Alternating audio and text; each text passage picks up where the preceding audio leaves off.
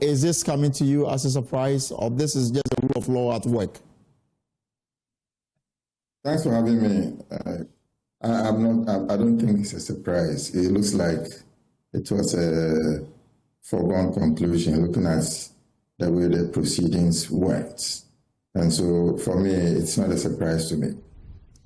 But Mr. Sansari appears to have issues with the alacrity in which the president's statement came just a few hours after the committee presented its work to him. And for Mr. Appiagyei Atua, the NDC administration is simply actualizing what they said in opposition, that they were going to reset the judiciary, and what better way to reset it than take out the head of the judiciary?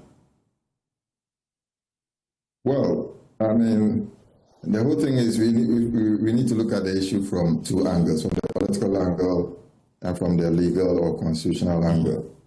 From the constitutional angle, the process went as laid down in the Constitution, and you cannot talk about any constitutional steps which were sidestepped or were not followed.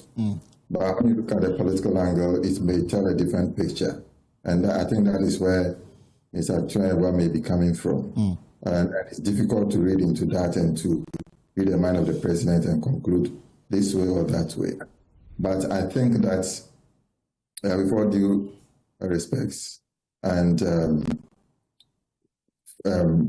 looking at the matter from the angle of the Chief Justice's steps, making applications here and there, motions here and there, I think it was a right to follow those procedures. So in my opinion, I don't think it's any, her posture may have contributed to her removal. She had to fight for her rights. And I think that in one case where I thought probably she did go to, which is the Human Rights Court, I think was the right place to go to.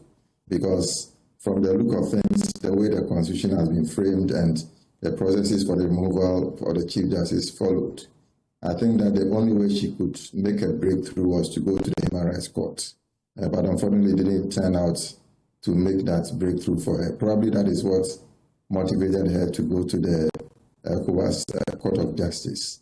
And so at the end of the day, it's difficult to read into the political motives, but constitutionally, nothing wrong was done. And I agree with the decision that was taken by the president.